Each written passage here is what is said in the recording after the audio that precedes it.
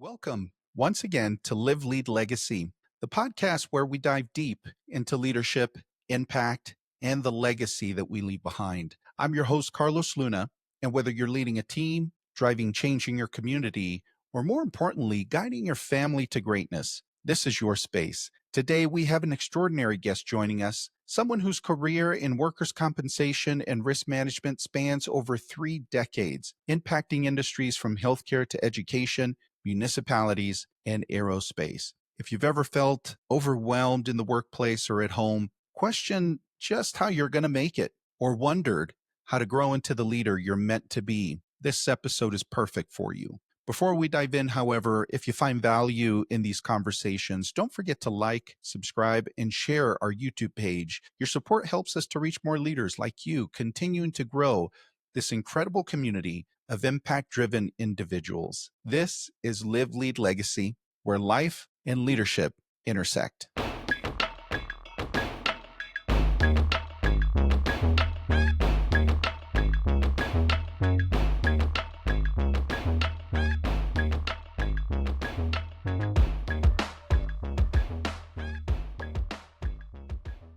Today, I have the pleasure of sitting down with my good friend, Kimberly Kinney, Director of Workers' Compensation at Loma Linda University Health, located in the Inland Empire of the state of California. Kim is a powerhouse in the world of workers' compensation claims administration with a career that began in 1989. Kim has since evolved into leadership roles overseeing major return to work programs, claims adjudication, and workplace safety initiatives. From building collaborative relationships with union representatives to leading teams through transformational change, Kim has been at the forefront of developing strategies that not only resolve claims, but also enhance workplace safety and teams' efficiency. Her influence extends beyond her career. Kim has been a sought-after speaker at major industry conferences, a published co-author, and an advocate for ongoing education and risk management and workers' compensation. She holds multiple professional certifications and continues to inspire through mentorship, training, and leadership development. Today, we're diving into Kim's journey, her insights on the evolution of workers' compensation, the keys to navigating complex teams environments, and how leadership plays a pivotal role in shaping effective risk management strategies. Kim, it's my pleasure to welcome you to the Live, Lead, Legacy podcast. Great. Thank you for having me. I've been looking forward to this for a while now, ever since you and I talked about it. And I've been curious about what this conversation was going to look like. Well, me too. So we'll both be surprised. Absolutely. You and I have known each other for, if I had to guess, probably about a decade or so. Does that match your timeline? Yeah, that's true. You've always been one of the most positive, one of the most encouraging people that I've, engaged with in our industry. You're optimistic. You're fun to be around. Tell us a little bit about young Kimmy. What was your childhood like and in your teen years like? I'm always curious about what, experiences end up making someone's personality in the long term like, right? Well, I was very quiet as a child, and even in my teen years, I wasn't the popular kid in high school. Through life experiences, you learn to develop your voice, and I did through that. I'm really surprised, to be quite honest with you, that you're talking about being shy. In my head, and I don't know why, maybe it's just how I know you now, but I've always pictured you as someone who people like to hang out with, someone that, when you walked into a room, oh, there's Kimmy, let's go say hello. Certainly one of the popular kids. That wasn't you, huh? No. I think when I walked in a room or left a room, people probably didn't notice. That is too much. You're blowing my mind right now. So where did you grow up? What state? What city? I grew up in Riverside, Corona and Riverside. I currently live in Corona. I was in a very idyllic family, mom and dad, 3 of us siblings, 2 sisters, and we were heavily involved in our church, went to church 3 times a week. It was a very idyllic family until, of course, there was a major blowout and breakup around the time I was 16. Wow. So you're having this, what you consider to be, all-American experience as a kid. right? You have both mom and dad at home. You've got your two sisters. Now, where do you land in terms of age? Are you the youngest, the middle, or the older? I'm the middle. Okay, so you're the middle child. You're the one, usually the one that they say is causing the most ruckus, right? The middle child. Is that fit your personality or not so much? I'm going to blame that on my younger sister. So you're having this experience as a kid. You're growing up Christian home. By the way, you and I have that in common. I definitely grew up in a very conservative household. I actually grew up with a single mom. I've shared this story before on the air, and she obviously is one of my heroes. She's passed away a number of years ago, but I still hold her in very high regard. I credit a lot of my success and temperament to her hard work, her teachings, and all that good stuff. Church, faith was always a very big part of our childhood, of who we were. How did that shape you, as you grow up? You mentioned you're 16 and you have this experience where your family, for whatever reasons, right, ends up splitting up. Did your faith play a role in helping you cope with that? Tell us about that experience a little bit. Well, then the breakup was pretty severe in that everybody kind of went their own way. So my dad basically was gone. My mom was left trying to figure out how she was going to, you know, uh, continue to support the family. She was never really a career individual anyway. So when my father left, she had a very big challenge on her hands. Mm. So my older sister, she moved out, got married. Mom took my younger sister and went to live with her dad, and then she made arrangements for me to go live with my aunt. Ah, gotcha. So you literally, your family, just everybody went their Uh-huh. separate ways. Wow, I don't think I've ever heard that before. How did that impact you emotionally, and how did you transition into the next phase of life having that experience behind you? How did that shape your world as a 16-year-old, right? Yes, about 16, 17. So you know you, you go through the stages, and you don't really realize the damage until you're out of it. And so I just continued to live. I had a boyfriend, and by the time I was 18, I was pregnant, and then he decided he was leaving. So by the time I was 19, I was a single mom, and had the experience of being left, basically, I felt left by my dad, left by my mom, and then now, of course, left by the baby daddy. I'm sure in retrospect, my mom and my dad didn't feel they were leaving me. I'm sure they thought it was the best for us all at the time. But how you feel is probably different than how it's perceived, or how it's intended to be relayed by the other individuals. So that's how I felt. I felt abandoned. So when I was pregnant, at one point in time, I didn't have anywhere to live. So for a week, I lived out of my car.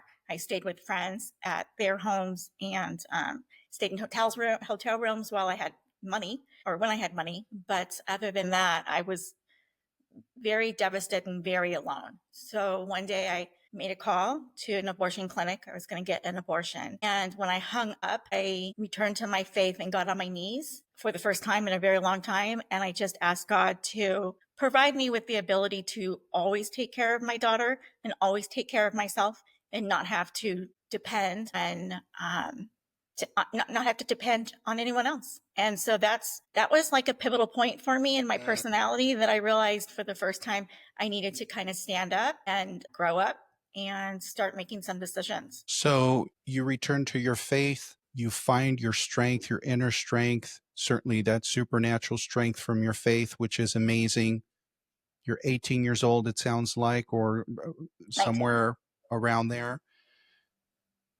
You're seeing the future now, right? You're seeing the future for what it is, and that is that you're on your own. You have to make this happen. Yep. First of all, let me say just the strength that you're describing is incredible. How many people would fold under that pressure? You had the abortion clinic on the line. You were ready to make some decisions that were going to impact your life one way or another. And somehow you were able to conjure up that strength to help you take the next step. And sometimes it's just taking that next step, right? So that you can get moving to your next destination. As a single parent, as a single mom, Kim, your child is born. What were some of the biggest challenges that you faced at that point? Now that your child is in the world, how did you balance that with just living your own life? She gave me everything to live for. She gave me all of my drive. She Mm. scared the hell out of me. Aw. They send you home with this little thing and they give you no manual. So I had help originally, I always had help. But in the beginning, when I first brought her home, my mom was there and my aunt were there, and they were super excited for this new little baby. She was absolutely beautiful and perfect in every way. So I had help. And I think it kind of, in my opinion, I think it kind of rejoined the family a little bit. My dad was still Mhm. gone, but my mom and my aunt were very involved. Having the sense that you're going to have to do this on your own, combined with the shock of, gosh, I have this new living human being that's depending on me. Can you think of any principles or any characteristics that you learned then from those experiences that you still use today, whether it's in your own personal life or whether it's in your faith or whether it's in your work? Was there anything that you pulled away from that that's still a part of who you are today? I think it's just my entire strength. My Mm. entire strength came from her, came from that experience, came from understanding that God is always with you, but sometimes people are going to let you down. And I never thought of that before. As a child, I don't think you ever think of that. But I think it was so important to lean on my faith and to understand that God will never leave you or forsake you. And Mhm. so when you do put your trust and faith in Him, as I did that day when I got on my knees, I I didn't feel alone after that. And again, like I said, I mean, once the baby was born, my mom and aunt were there, and it was a great experience. Well, as I'm hearing you talk about this experience, particularly, with your father being gone, and then after, your baby being born and him still being gone, can you share with us maybe some of the important lessons that that particular experience of his absence taught you, and essentially how they shaped your approach, right, to resilience, to maybe even being a parent yourself? And ultimately, did that shape how you view others through leadership, through the lens of leadership? I don't think it shapes my vision of others in the term of leadership. I had a great dad. He left for personal reasons, that health reasons, that he needed to take care addiction. And so I think in his mind, he thought we were all better off without him. We weren't. I mean, you need to stay together as a family and work through those crises. But in retrospect, I do think that it created strength. Again, like I said, it creates strength in the ones who are, kind of left behind. So, did I answer your question? Yes. Yes, you did. So let's fast forward just a little bit here. You're a single parent. At some point, you decide you want more, right? And you certainly strike me as somebody who is ambitious, somebody that is always wanting to do her best, strive for the best, and get the most out of life, right? So you have this baby that you're navigating. You have, of course, life in general. At some point, you get yourself a career, which I'm sure was no easy feat in and of itself. How did you instill the values of hard work and perseverance and potentially even leadership? I mean, as I hear you talk, Kim, you had to muster up a lot of self motivation, right? I'm sure there were a lot of mornings where you were the only one talking yourself up in the mirror because you knew you had to make it happen. Otherwise, it just wasn't going to happen. To me, that's a very strong character trait of a good leader. But how did you instill those same values that you learned from these difficult experiences, right, in your teen years into your own family? How do you instill those values in them? Well, I had a friend, a really good friend for a number of years who I ended up marrying. And he's a very strong alpha male. And I was very much attracted to that because I wanted a strong man in my life, and I wanted a strong male role model for my daughter. And we were best friends, and we still are. And he kind of saved me, I guess, for lack of a better word. He saved me from being alone and doing everything on myself, by myself, wanting to, it's hard to take care of a child and try to be the the breadwinner and balance the checkbook, which I don't do very well. So he does that. So I'm lucky.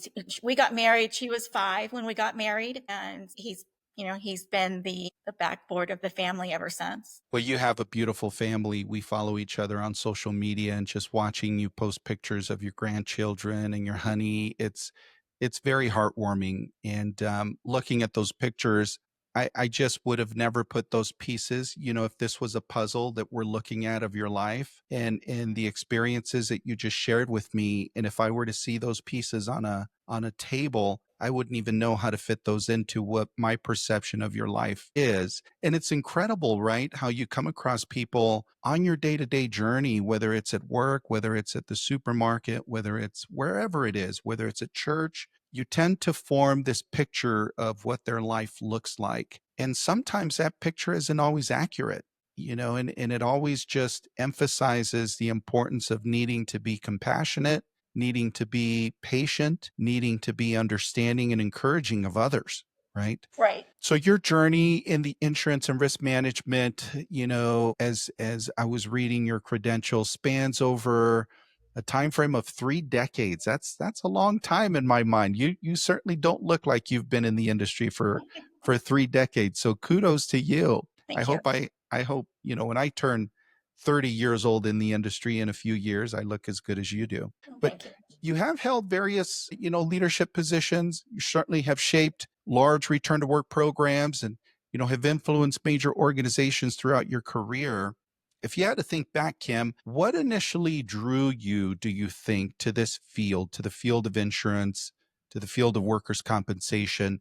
And what has kept you here for 30 years? So I originally wanted to get into real estate. I love homes. I love houses. I look at them all the time, even though I'm not in the market. And I wanted to potentially get into the finance, the mortgage end of it. So that was my goal. I had a cousin who was working at Pacific Six Casualty in Chino as an examiner. And she told me that there was an opening in the mailroom. So I was offered the job and I loved it. I loved all the paper. I loved punching the holes in the paper and filing it. And it made sense to me. Everything Yeah. was in a chronological order.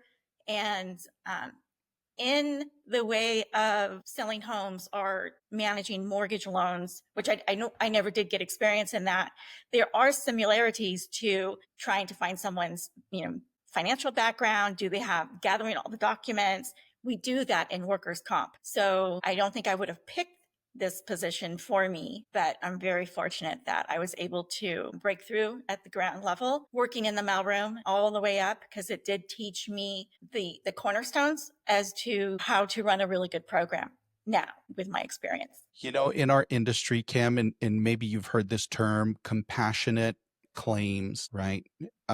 It's very interesting to me how people, depending on their own personal tolerances or their own personal view on workers' compensation, some people have more compassion than others, right? When you're talking about administering a claim. And part of that, I think, is shaped by the amount of time that you spend in the industry, number one. The more time you spend in the industry, the more experiences you have where maybe some people try and game the system, or, you have some individuals that aren't always motivated about getting back to work, which ultimately, and you and I know this from working together on return to work initiatives, staying away from work actually is really bad for people, right? It's Right. bad for their health, for their mental health, and for their physiological health. But if you had to pinpoint on a spectrum, or let's just say on a scale of 1 to 10, 10 being the highest, of course, of where you land on that compassionate claims barometer, where would you place yourself and why?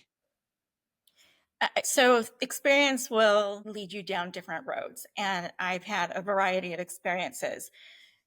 Injured workers do not always respond the same to the same treatments, even though it's the same diagnosis. And so I had to, I will tell you, probably originally I may have been a little bit hard nosed. It was very challenging to try to figure out why somebody who has a finger prick is off work for 3 months. Mm. And the system is extremely slow, and that's challenging. But once you understand the delays in the system and that there's potential for second agenda gains by an employee, or if they get an attorney by the attorney, then you kind of come to peace with it, because now you're just going through the system. Mm. Now that I'm at the position that I am now, and actually I've had two positions where I've had the opportunity to work on site with the injured workers or the employees. And that is the first time that it opened up my eyes that these folks are people, not Mm. just a claim file. When you're in the office and you are an insurance adjuster, you see these folks as just file or file. Mm. You don't really get to know them. You don't really have a understanding or trust of them. You don't really even know what their job entails. So the first time I worked on site with an employer, I was at BF Goodrich, and you parked in the car in the parking lot next to them. You would Mm. go to the restroom, and I'm not joking when I tell you, I went to the restroom, and one time somebody asked me from the next stall when their permanent disability check was coming. Oh my gosh. I don't know. That is too much. But it So, happens. yeah. And so that's when you finally realize this is a person, and you can really kind of get to know the individual, and maybe even foresee what their needs are. Even sometimes they don't even know what their needs are.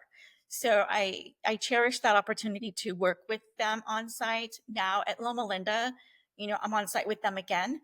And it makes for a very different experience when you're handling and adjusting claims.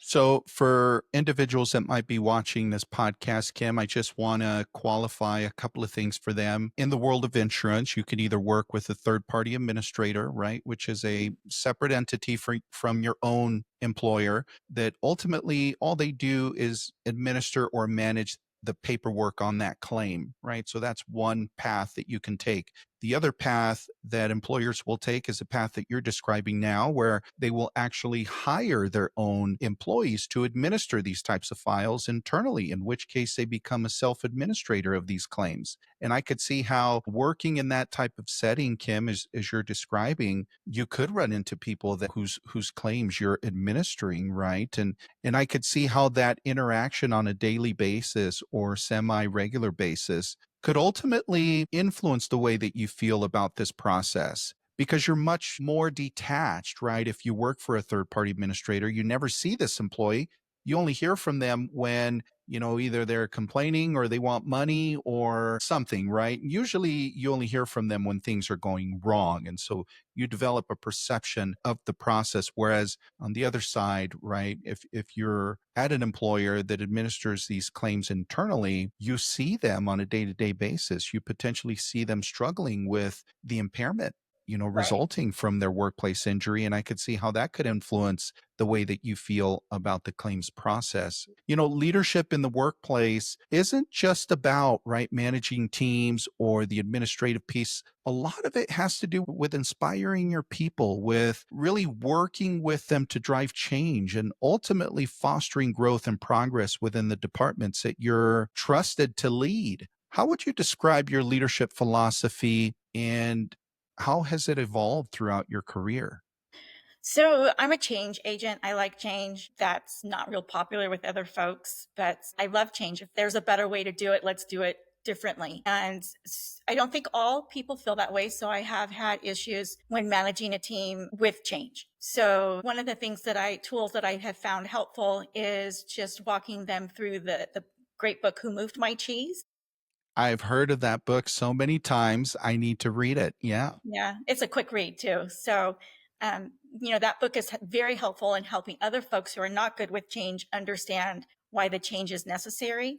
And I'm a big believer in collaboration. So let's talk about why you think the change isn't needed. Maybe it's not. Maybe I'm missing a piece. So let's talk about that. At the end of the day, if the change is the right thing to do, we're going to do it. And so that doesn't always go over well. There's people who get hurt feelings. Yeah. I found in my experience in leadership, Kim, absolutely, you could have a very different opinion from one employee to the next as it pertains to doing things differently. I've never really been able to pinpoint the reason for that. I've never been able to find like a common thread between people and why they fear change, other than, they don't know what's ahead. If you had to pinpoint in your life the reason why you're okay with change, you navigate change well, are you able to think back at a moment in your life where you're like, yeah, I think that's the reason why I might be good with change. Can you think of that? Well, I think it stems from childhood. There's always change. The experiences that I had when I was younger, there was always change.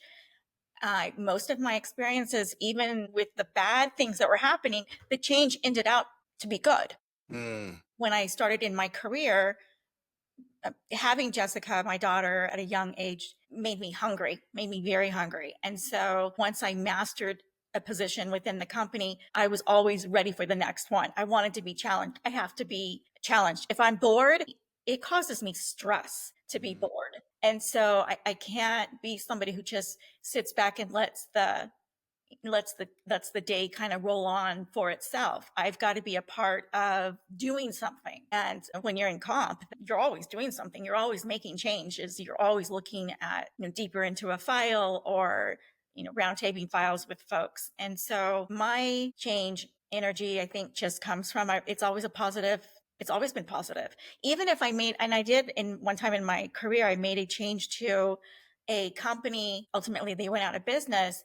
It was short-lived. I was there for only 3 months, and I felt it was bad. It was a bad change. However, I made friends there. I learned different claims, because every company you go to work for handles different claims. Right. And ultimately, even though it wasn't long lasting, I did come out more positive. So I've never been afraid of change. If you Hmm. don't like it, change again. So I love that outlook, and even in the times, as you've said, that start out to be not so fun, not so great, end up turning around. And what a difference just hearing you talk and describe yourself today.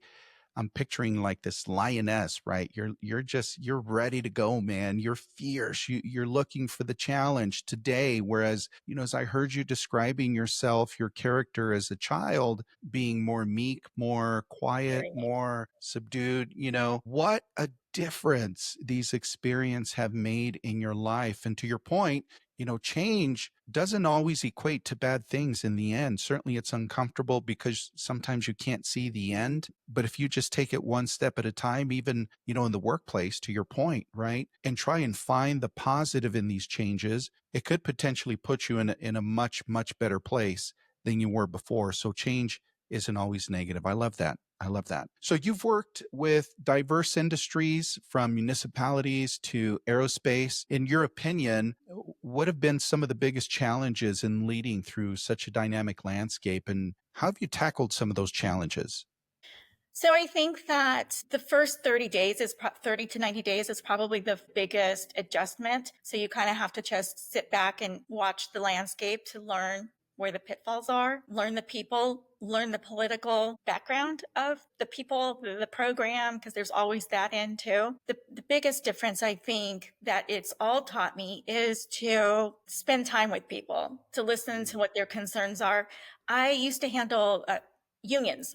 And so some of the unions, stewards and union reps, they always referred their injured workers to attorneys. And I couldn't understand why. So one time I sat down with one of the union stewards there at BF Goodrich, and we just had a conversation, not, not an angry conversation. It was just a conversation. And I realized that they don't understand who pays for the attorney or how the permanent disability is determined. And so I brought out the labor code, and we sat down and we talked about what happens with the case. And I walked him through the labor code and showed him what happens when you get an attorney and the attorney adds body parts. Your likelihood of returning to that employer is less likely. And not to put a negative spin on applicants' attorneys, they have families and a job to do as well. In my overall experience, it has been that the more body parts can be added, the higher the level of permanent disability, the more money the injured worker gets. And then, of course, the attorney fees are higher. That's not always what employees want. Right now, I have an employee who has an attorney and has very high work restrictions. We cannot bring him back to work, and he's extremely upset. And Mm. he feels like no one is going to help him. It's a litigated case, and the parties are at an AME, and the AME provided the work restrictions. Well, everyone's happy with the work restrictions except for the injured worker, because he's going to be out of a job. And that breaks my heart Yeah. because that is the system. Either one, the system is not working for him, it's failing him, or the second is he really has those work restrictions because they're either real or not. And now he just, doesn't know what to do with himself because he wants to continue to work. In this particular case, we were doing an interactive process meeting with him, and he flat out said the restrictions are not his restrictions. He can do more.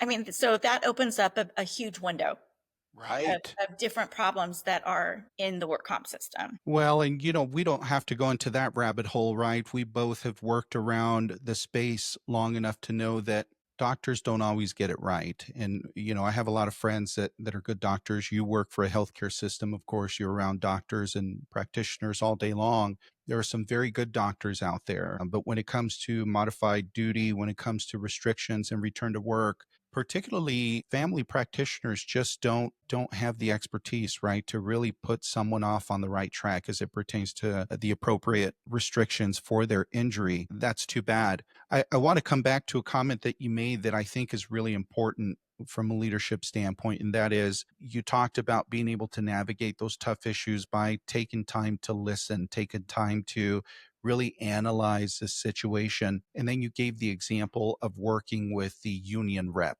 right? You really, by listening to their description of what they thought they understood, it really helped you to be a support system for them. And hopefully that relationship between the two of you now has evolved into a relationship that's very collaborative, right? He trusts that you're going to, or they trust that you're going to provide information that is going to be helpful to their client, which ultimately is the employee, right? And you're both focused on the same thing, and that is to get this employee back to productivity, back to productive endeavor. And that shared goal probably helps you guys to work together in harmony to make that happen. And it all started by you just having an open ear and not being combative or not being, frictional in nature, but really listening to what was in front of you and then responding accurately to be a support system for this individual. I love that.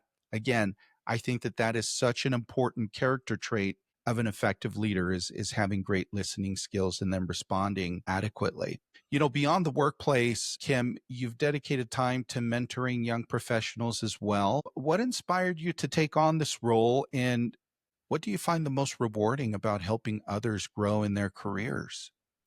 Well, neither one of my children wanted to get into what I do. Shocking.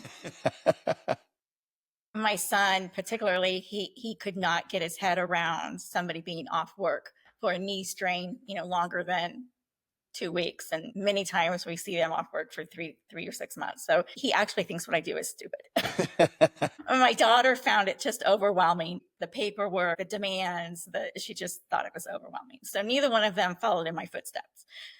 I, on the other hand, I love it. It all makes sense to me. So if I can find an individual out there who's hungry and who wants to learn workers' comp, it's very exciting for me, even though I probably should go get mental help now that I say that out loud.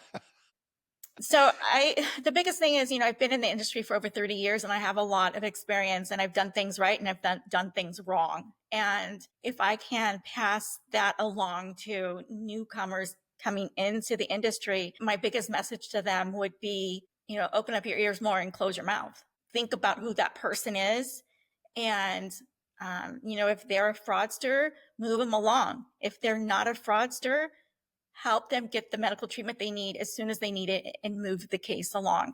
A workers' comp case should not be a pivotal point in somebody's life. It should be a hiccup. And a lot of times it becomes a pivotal point and a life-changing point. So, I can tell you about my mom. She had a work comp case of a broken leg. You wouldn't think that a broken leg would take her out of the workforce, but it did. She had complications. She had comorbidities, but it shouldn't have led her down the road of never being employed again. And her case is very similar to a lot of other cases that I've seen over the years, where somebody grabs a hold, you're off work for so long that now, and you're going to so many treatments and medical appointments that injury now becomes your life. that injury now becomes what you do on a daily basis. Who do I go see today for a doctor? Where's my physical therapy? What kind of medication am I going to take? Your world becomes the work comp case. And it did for her. It was a disaster. It was extremely sad for me to watch her go through that because I couldn't help her. I actually referred her to an attorney because I felt I failed her in that way. But, I think when somebody gets to the point that the injury becomes their life, it's kind of too late. And I don't know how to turn them back at that point. And that's the reason why I think I failed my mom, because she got to a point where the injury was her life. And I didn't see it. I didn't see it coming, and then it was too late. That should not happen to employees. It's so interesting. I attended a conference a number of years back where the speaker was talking about the importance of family involvement in the recovery of a workplace injury, and having the ability to support your loved one through the recovery process, being a source of encouragement, being a source of accountability as well. Right. If they have, let's just say, certain treatment protocols that they need to execute at home on their own time in order to help them get stronger and condition themselves to get back to work, it's great when they have a family that can hold them accountable to being compliant with those treatment requirements. Right. And I think it really makes a big difference. I'm not suggesting that you weren't supportive with your mom, but I think oftentimes, the recovery process in a workers' compensation claim is seen as an endeavor that only happens from 8 to 5 p.m. And then after that, you're kind of on a break and you come back to the clinic next week and, you start again, right? But the reality is that physiologically, your body needs you to work on the recovery even when you're not during business hours, right? Even when it's not during business hours. So it's very interesting that you find individuals, and statistically, it's the 80-20 rule, right? Where 20% of the claims are those claims that end up lasting a really, really long time. But you find out as you dig into that data that 20% of claims aren't actually all catastrophic. Yeah. Some of them are very, I don't want to use the word simple because injuries aren't simple. Otherwise, there wouldn't be any lost time. But they shouldn't take the amount of time that they take to recover. I chuckled internally when you talked about your son thinking that your job was dumb. I'm kind of envisioning your husband as like a Clint Eastwood type. You mentioned that he was just an alpha male, just this guy that takes charge. Is your son similar in personality? I think he's a really good mixture of myself and my husband. Even though he's got this alpha male job, I don't see him as being as alpha as his father is. So he's a little bit more, laid back. He laughs. He has my very odd sense of humor that not a lot of people get. You can come off sarcastic if you don't understand that, we think we're funny. So I don't think he is that large alpha male by any means. As you He were may be at work. describing that, what's that? He may be at work, but he's Gotcha. not that way in the, in his home. As you were describing that, I can almost hear him tell somebody, just rub some dirt on it and move on, He does tell his children that. Your bone's sticking out of your leg, rub some dirt on it, walk it off. Let's go. Let's get it going. No, Yeah, I'm just sounds like you've kidding. met him. That's so funny. So, as you know, being a leader yourself, you understand that leadership extends beyond business, right? It's also about giving back to the community. And one of the things that I love doing here with the podcast is sharing about how the different leaders that we have on as guests contribute back to the community. Is there any story that you can share with us, Kim, of a young professional or a colleague that you've mentored along the way that has gone on to make a great impact in their own right? Maybe not so much in the community, but also giving back, right? Is there a story or an example that you can share with us? Well, most of my volunteer work occurred when I was raising my children. I volunteered at the church through the children's ministry for the 6 years while they were children. Once they became older, I insisted that they volunteered before they were able to get jobs. But in the workplace, I will help anyone at any time do anything. So I've brought a couple people into the world of workers' comp, and they know they can give me a call at any time. I, kind of try to teach them the lessons that I've learned in my life and coach them throughout their career. Sometimes I've had to tell them, you've reached your peak here and there's not any opportunities for you to grow. So I think it's time you move on, because I couldn't feed their need for knowledge. Mm. You can only go so far. And if you need that experience, you're going to have to get that maybe someplace else. Well, as you know, many people could struggle, right, with confidence or finding their own footing early in their careers, particularly if you're new to the industry, right? What advice would you give to a young professional that might be watching this podcast about, starting out and really looking to build a meaningful career in this industry? What advice would you give them to make sure that they found their speed, found their voice, so to speak, in this industry, so that as they look long term, they could find something meaningful about this line of work? I think being an examiner is an extremely meaningful occupation. And so I would direct folks to do what they need to do to learn the business. Like I did, I learned from from the bottom up, answering phone calls, opening the mail, filing the paperwork. All of those things are important because it builds the foundation of your career. So I've met folks who have come into being an examiner straight out of college, and there's a little piece missing. Not always, but sometimes there's a little piece missing, or they don't have the respect for the claims assistant or the file clerk that I would think that they need to show that individual, because they kind of know a little bit more of the behind the scenes as to what's happening with the file. So I would tell them, learn what you want to learn, understand that there's more to handling claims than just pressing an okay to pay a bill or okay to release a temporary disability check. If the problem is coming up from an employee, there's something else happening behind the scenes. One of the loudest injured workers I've ever had was just a pain in the rear end. She would call every 2 weeks screaming, "Where's my check? Where's my check?" And nobody ever wanted to take her call. So I ended up taking her call frequently. And I just wanted to hang up on her. I didn't know there was nothing I could do for her. Well, 2 weeks went by, she didn't call. 3 weeks went by, she didn't call. Well, by the fourth week, we're all in the office kind of going, what happened? She's not calling. Maybe she's finally realized the check is going to come. Don't worry about it.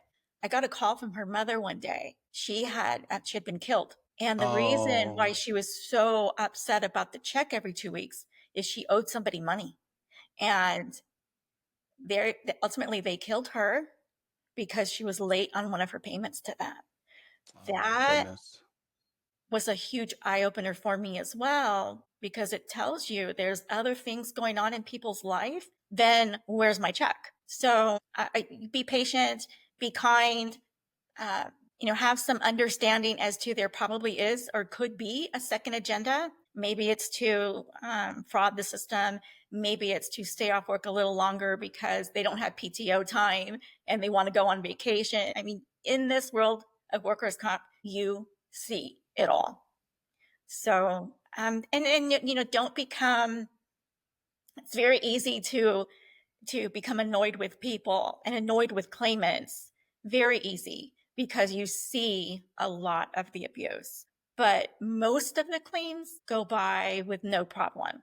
It's just that the abuse, they scream the loudest, and they're the ones you take it home. They take home with you at night. And so I would just tell you to put it in a drawer, be okay with you're not going to be able to solve all of their problems, but also understand that they probably are bigger problems in their life than you know of. So do what's right in accordance with the state laws of California, process the claims, be kind, be nice, and the rest of it really isn't personal.